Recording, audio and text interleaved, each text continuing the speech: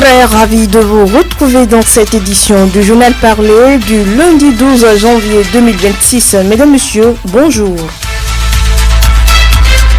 Au sommaire, le scrutin des élections couplées communales et législatives de ce dimanche 11 janvier 2026 s'est déroulé sans incident sur l'ensemble du territoire national, de Malanville en passant par Kandy jusqu'à Porto Novo, sans oublier Parakou. Les différents acteurs se réjouissent du bon déroulement de l'opération. Restez des nôtres pour en savoir davantage. Drame dans la commune de Ndali. Il s'agit d'un accident de circulation occasionné par une compagnie de transport et impliquant 2 morts. Les détails dans quelques instants. Depuis quelques jours, l'on constate dans la commune de Malanville l'installation définitive de l'armatan. Alors, comment doit-on se comporter durant cette période? Élément de réponse dans le développement. Et viendront s'ajouter à toutes ces informations d'autres sans occulter en fin d'édition la revue de presse. Merci de nous préférer pour vous informer. Sota Midi Magazine, le point de l'actualité de la journée sur ta radio. Sota FM, c'est maintenant et tout de suite. De nouveau, bienvenue à chacun et à tous. Je venais de l'annoncer il y a quelques instants. Au lendemain des élections couplées communales et législatives du 11 janvier 2026, la rédaction de la radio Sota FM a sillonné la commune de Malanville pour recueillir l'impression de quelques citoyens malanvillois sur le déroulement du scrutin. Au plan local, selon les citoyens rencontrés, les élections se sont déroulées à Malanville sans anicroche. Une confirmation à nous donner par les citoyens de la commune au micro Sota FM de nos reporters. Quand on dit élection législative et communale, ce qui s'est passé, ce n'est pas ça qu'on voit plusieurs fois. Parce que quand il y a des élections, souvent les gens se chamaillent. Il y a beaucoup de choses qui se passent, mais nous remercions Dieu de nous avoir permis de voter dans la paix et dans la tranquillité. Parce que nous, on pensait même que dans certaines localités, il n'y en aura même pas de vote. Mais avec l'aide de la police républicaine et de nos forces de défense, a été un succès pour notre pays. Nous souhaitons que ça continue comme ça et que Dieu nous aide. Nous remercions Dieu de nous avoir permis de passer les élections dans le calme, dans la tranquillité, dans la paix. Principalement à Malanville, ça s'est bien passé, sauf dans certains bureaux de vote où on a eu à noter un peu de retard. Sinon, dans l'ensemble, tout s'est bien passé. Je note principalement le calme. La population, ils sont massivement sortis dans le calme. C'est mon appréciation dans l'ensemble. Et on n'a pas eu à noter d'inconvénients majeurs. Tout s'est bien passé. Déjà le matin aux alentours de 10 heures, je veux parler des bonnes dames. Elles se sont mobilisées, elles sont allées sur les lieux de vote pour jouer chacun leur rôle civique. Et également sur le bureau de vote. Les agents qui étaient quand même chargés du déroulement du vote ont joué aussi leur rôle. Je remercie par la même occasion les agents de sécurité qui ont maintenu l'ordre sur ces lieux de vote là. En tout cas, dans l'ensemble, tout s'est bien déroulé. À ce que je sache, et selon les informations, il n'y a pas eu d'incident majeur et on remercie le Tout-Puissant. Nous parlons toujours de la journée électorale d'hier et sur toute l'étendue du territoire béninois. Les législatives et communales se sont déroulées globalement dans un climat apaisé. À l'heure du dépouillement, l'on note une faible mobilisation des électeurs dans plusieurs postes de vote. C'est plutôt ce qui ressort des différents chiffres et statistiques issus des urnes. Et dans cette édition, nous prenons les nouvelles des régions et on fait le point du déroulement des élections à Kandy avec notre consoeur Fawziat Simé.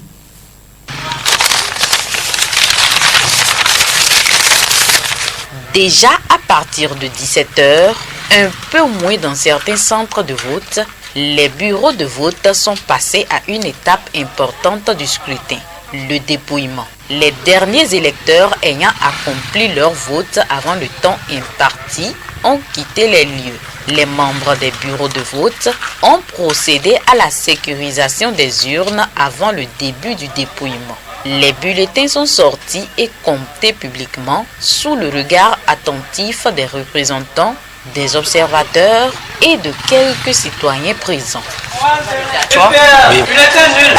Au niveau du guichet unique de protection sociale ancien CPS, sur un total de 4 postes de vote, on note globalement 1861 inscrits et un total de 465 votants.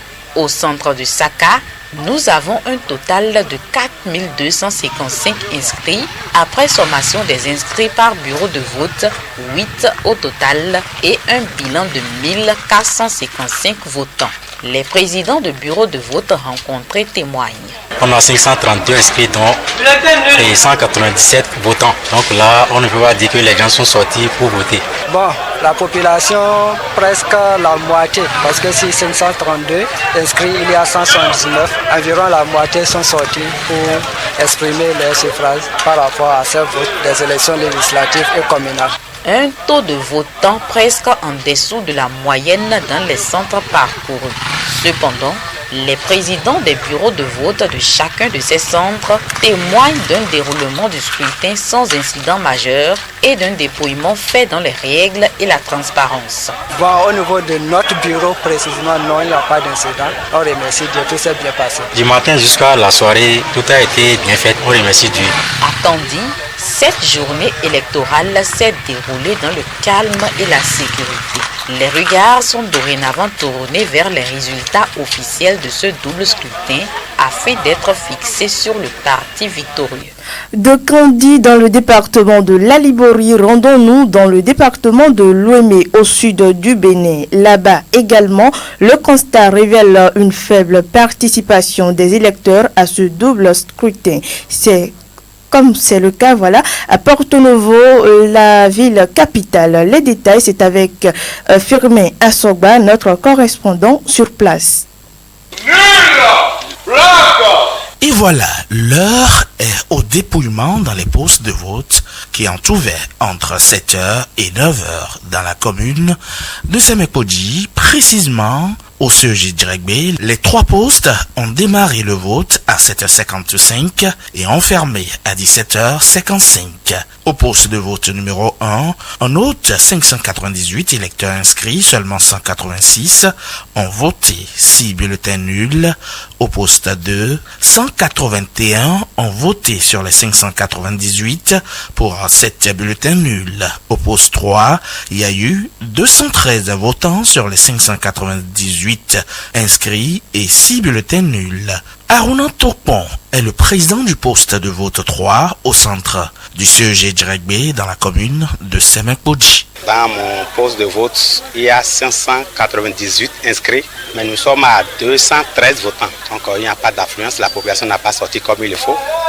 On ne sait pas, on ignore les raisons pour lesquelles. On a débuté à 7h55, nous venons de clôturer à 17h55. À Porto-Novo, on note une faible affluence dans la plupart des centres de vote. Dans le 3e arrondissement, au centre de vote EPP Wenda, les 3 postes de vote ont ouvert à 9h03 et fermé à 19h03. 550 électeurs sont inscrits à chaque poste. Au poste 1, on note 131 votants, 7 bulletins nuls. Au PV2, 134 votants et 12 bulletins nuls. Et au PV3, 280 votants et 7 bulletins nuls. Laza Tchacha est le président du poste de vote 1 au centre de vote EPP Wenda. Tout s'est bien passé, il n'y a pas eu d'incident, on n'a pas eu de problème tout au long du processus. Sur les 550 inscrits, on a eu 131 votants et 125 suffrages exprimés et 125 émargements et 6 dérogations. On avait démarré un peu tard à 9h03 et on vient de finir à 19h03.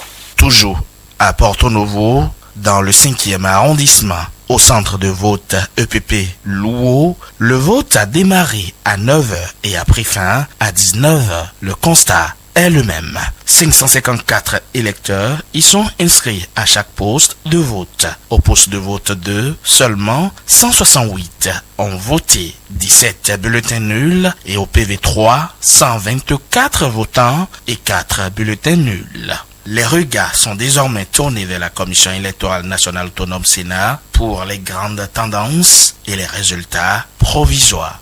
Merci à vous, Firmin Assogba, et de l'OME. Nous revenons dans le département du Borgou, précisément à Parakou, où dans les différents centres de vote visités, aucun incident majeur n'a été signalé. Les opérations électorales se sont tenues dans le respect des règles établies sous la supervision des agents électoraux et des forces de défense et de sécurité. Je vous invite à écouter les propos du coordonnateur zone 2 du 3e arrondissement de Parakou, Abdou Ganiou Ali Maman Ouagana. Bon, tout s'est bien passé. Les votants ont sorti et on n'a pas eu d'incident majeur. Bon, il n'y a même pas eu d'incident quand même. Et nous remercions Dieu. Il n'y a pas eu assez de problèmes parce qu'ils ont reçu une bonne formation. Bon, comme le début d'un double scrutin, quelques ratés, mais on a corrigé quand même. Avec le manque de poste, tout est OK. Et au cours du processus, la mobilisation citoyenne observée est appréciable avec les électeurs qui se sont rendus aux urnes pour accomplir leur devoir civique dans le calme et la discipline. Écoutons Gaston, représentant d'un parti politique plutôt au centre de vote de l'OCBN à Parakou. Quand on parle d'une élection, il y a des causes qui doivent être impliquées. La police républicaine, les têtes couronnées, les agents de la Sénat, aucun n'a marqué leur place. Donc, moi je remercie d'abord les organisateurs de cette élection pour leur tirer chapeau. Les élections, c'est un processus. Les organisateurs ont pris leur engagement de bien le faire. Par conséquent, après le vote, il doit y avoir les décomptes de voix. Et chacun des partis politiques se trouve dans l'obligation de la compilation. Et après ça, les représentants de chaque parti politique doivent pouvoir convoyer les urnes à l'arrondissement. Arrivé à l'arrondissement, ça incombe à l'arrondissement et les mandataires.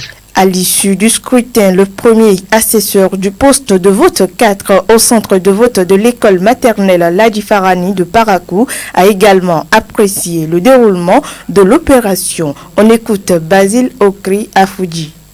Concernant le vote d'aujourd'hui, nous remercions vraiment l'Éternel Dieu parce qu'il n'y a pas d'incident. Il n'y a pas d'incident, tout s'est bien passé. Mais en général, ce que nous notons, nous avons constaté que la population n'est pas en tant que telle sortie. C'est vrai, c'est une élection de paix, mais les gens ne sont pas en tant que telle sortis pour vraiment venir exprimer leur suffrage. Mais on remercie quand même Dieu. On n'a rencontré aucune difficulté parce que les formateurs nous ont vraiment gardés, ils nous ont formés sur ce qu'il faut faire, ce qu'il faut éviter.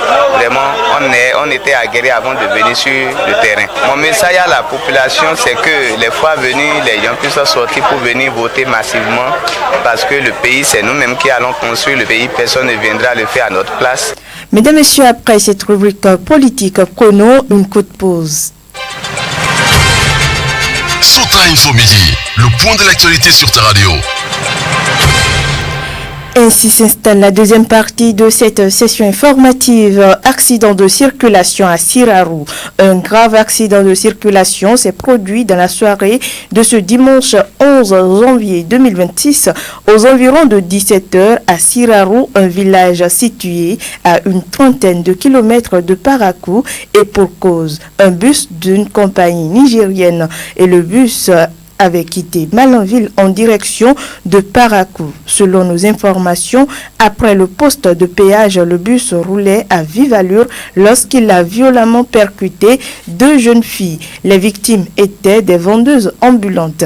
Elles transportaient sur la tête des bassines en plastique chargées de biceps au moment du drame. Les deux jeunes filles ont été mortellement écrasées. Biogado Arunan, l'un de nos fidèles auditeurs à Warikba, une localité située dans la commune de Ndali, département du Borgou, nous décrit la situation. Suivez plutôt. Il faut parler d'un accident grave qui est passé hier à la route de Sirarou, un village situé à 30 km de Parakou en allant vers Malanville.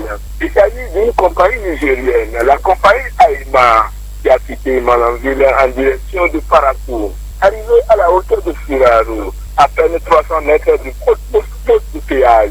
C'est là deux filles chargées de charbon, attachées 50 francs sur la tête, en train de promener pour vendre. Voulant traverser la voie, ne sait pas, les filles qui n'ont pas contrôlé la route, ils chauffeur en question était à vivre. Il a tué une de ses filles. La fille a été écrasée hier vers les environs de 17 heures dans le village de Siralmo. Il a pu demander pardon aux différentes compagnies nigériennes. Ils arrivent dans les différents villages, ils n'ont qu'à aller doucement. Les piétons qui voulaient traverser la voie, ils n'ont qu'à contrôler la voie de gauche à droite avant de traverser la voie. Autre volet de l'information, progressivement, la période d'harmattan s'est installée dans la partie septentrionale du pays, caractérisée par une température basse et un vent sec.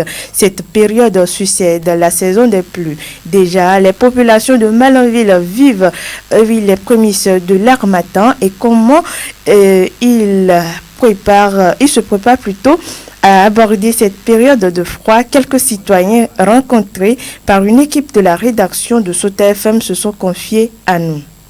La période de l'harmattan a déjà commencé à Malanville. Ça fait quelques semaines. Quand ça devient chaud là, à l'école, on porte des pullovers sur les caquets pour venir. Le professeur accepte ça. Avant de venir à l'école, je me lave avec l'eau chaude d'abord, avant de venir. Et après, je porte mon pullover pour venir à l'école. Les surveillants nous autorisent à porter le pullover pour lutter contre l'harmattan. On sent que l'harmattan s'approche. Si on se lève le matin, avant de venir à l'école, il faut qu'on casse la voie avec l'eau chaude, porter des pullovers. Mais chez nous à l'école, ici, le professeur refuse qu'on porte les pullovers en haut des kakis. Il faut qu'on ait quand même des pullovers en bas avant de mettre kakis dessus. La période des harmattan est commencée. Ici à Malanville, le matin, si je me lève, je vais me laver avec l'eau chaude. Et je vais porter pullover pour venir à l'école. Porter les gants avec les chaussettes, avec crème pour lutter contre l'harmattan. Parce qu'il fait trop froid à Malanville. La période d'harmattan a commencé à Malanville. Avant de venir à l'école, je me lave avec de l'eau chaude. Je passe pommade, je porte mon kaki, je porte le pullover. Comme tout le monde, je constate que l'harmattan s'annonce, pour ne pas dire que ça a déjà commencé, à travers un peu de vent, de poussière et autres. Quand ça vient, il nous faut prendre certaines précautions pour être au top. Sinon, c'est des maladies sur maladies. Aujourd'hui, tu es en bonne santé, demain, tu ne te retrouves pas. Et les précautions que nous prenons souvent contre cette fraîcheur, en premier lieu, acheter un bon pullover. Même s'il fait frais n'importe comment, quand tu vas porter ça, tu n'auras pas de problème de fraîcheur. Les cache-nez sont au rendez-vous parce que ces poussières-là causent de temps en temps ce qu'on appelle le rhume. La période d'harmattan est faite non seulement de fraîcheur mais aussi de poussière. Cela expose la population à des risques de certaines maladies telles que le prévient ce médecin pneumologue.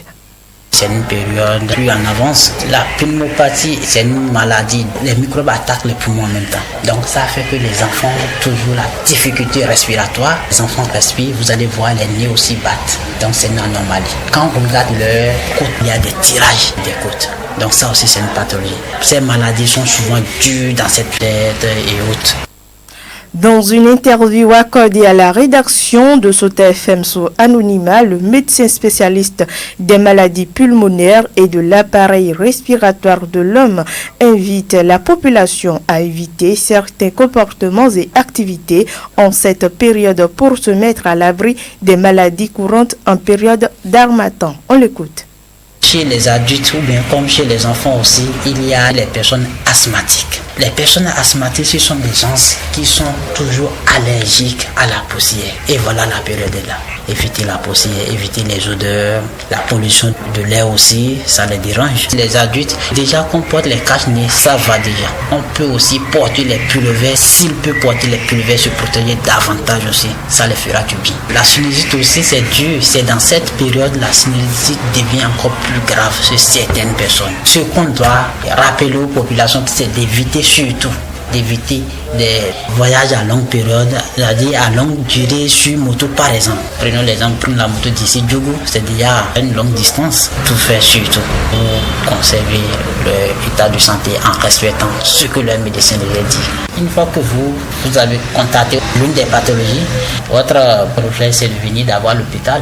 En cette période, certaines couches de la population sont plus vulnérables. C'est le cas des enfants. Et c'est pourquoi un enseignant mise sur la protection des écoliers par les parents. Suivez les conseils de Marius. Il est enseignant.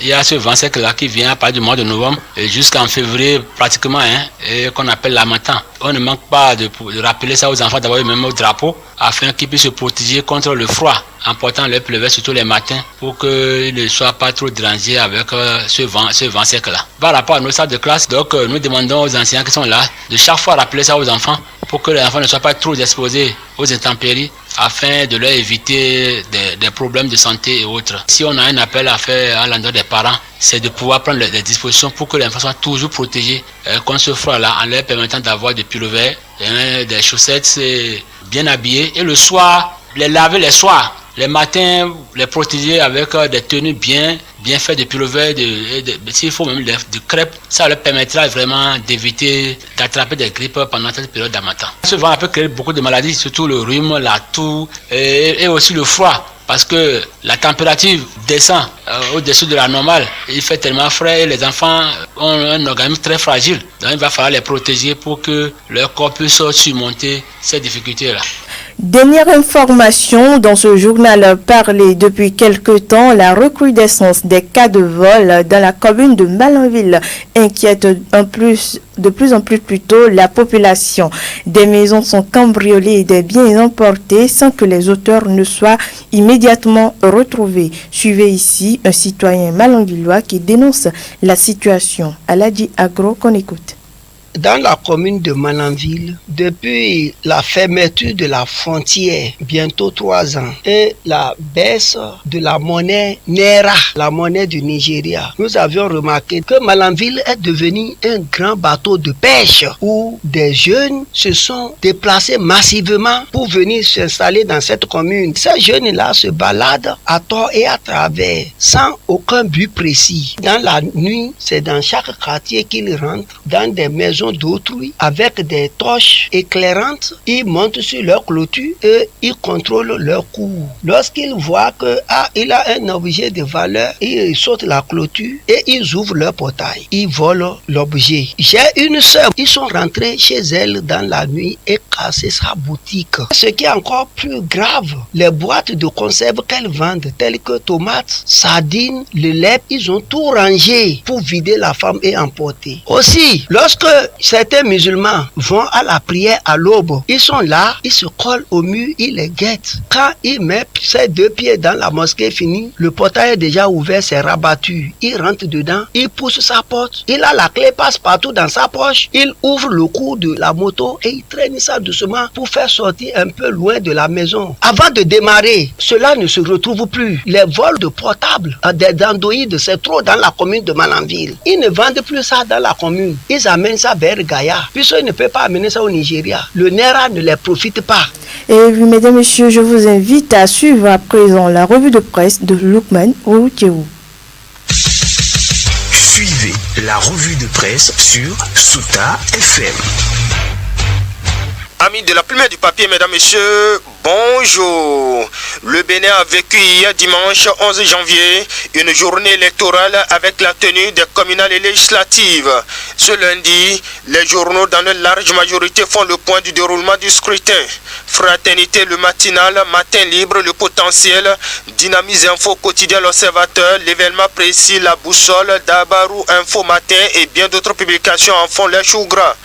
D'entrée, Info Matin, le matinal observe que les élections municipales et législatives se sont déroulées ce dimanche 11 janvier sur toute l'étendue du territoire national dans un climat globalement calme et organisé. Les Béninois ont voté dans la paix et sans incident majeur. Renchéri Matin libre pour lequel, pour la première fois au Bénin, le pays a organisé des élections générales combinant les scrutins communaux et législatifs en une seule journée. Dabarou n'en dira pas le contraire lorsque le journal soutient en gros titre que le peuple béninois a exprimé sa maturité à travers un scrutin paisible.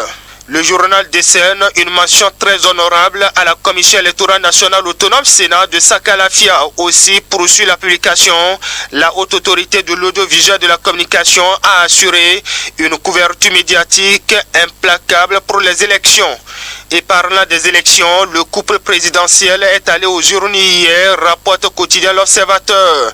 Le journal y voit un exemple, un message fort pour la démocratie. Par ailleurs, pour les législatives communales de 2026, Augustin Videgla a accompli son devoir citoyen à Cotonou, souligne en titre quotidien l'Observateur. Mais reste unanime, fraternité, le matinal et le potentiel. La mobilisation était faible à ce double scrutin. C'est le cas par exemple dans la ville de Cotonou, ville métropole, où selon le potentiel, à plusieurs endroits, les populations ont eu du mal à accomplir leur devoir civique. Mon confrère attend un faible taux de participation à Cotonou. Le désintéressement progressif d'une frange importante de la population pour les scrutins, malgré les appels à la participation et l'importance des enjeux démocratiques, reprend le matinal. Les bureaux de vote sont restés peu fréquentés dans plusieurs localités du pays. Plus loin, le Chasseur Info dénonce les retards criards et l'absence de matériel à Cotonou et à Abomey-Calavi. Quoique paisible, l'événement précis résume que le scrutin a été émaillé de fausses notes. À qui alors la faute? S'interroge Fraternité. Après avoir tiré un coup de chapeau aux forces de défense et de sécurité, mon confrère dit être déçu et contrarié par les ratés de débutants qui ont émaillé le scrutin. Et à propos, l'événement précis annonce la réaction ce jour de la Commission électorale nationale autonome Sénat. Mais en attendant, le Canada de note qu'il y a lieu de situer les responsabilités de telles défaillances qui ont occasionné jusqu'à 10 heures de retard dans certains bureaux de vote. La suite devra rassurer de la bonne foi de chacun et que nos représentants soient bien élus, exige mon confrère. Pendant ce temps, dans le reste, décryptage info décrypte le TOFA 2026. Le TOFA a révélé le signe Lososa, rapporte au quotidien l'Observateur. Le signe Lososa place le Bénin sous le sceau de la résilience et de la prospérité, résume les publications. Oui, confirme l'événement précis, TOFA 2026, Lososa annonce la prospérité pour le Bénin. Concernant le pouvoir et la succession au Bénin, retient la boussole. Le TOFA annonce une année de tension, mais de continuité d'autorité. Le journal révèle un message troublant du phare pour l'année 2026. Alors, Dynamise Info se demande si l'adversaire du candidat du pouvoir est déclaré déjà vaincu avant la compétition. Une interprétation visiblement personnalisée du phare suppute le journal. Le phare, l'oracle, dans une communication politique, s'interroge en une le quotidien. Sans commentaire, mesdames et messieurs, ainsi va l'essentiel de l'actualité tel que traité par les publications ce lundi. Fin de cette revue. Merci de m'avoir suivi. À demain. C'était la revue de presse sur Sota FM.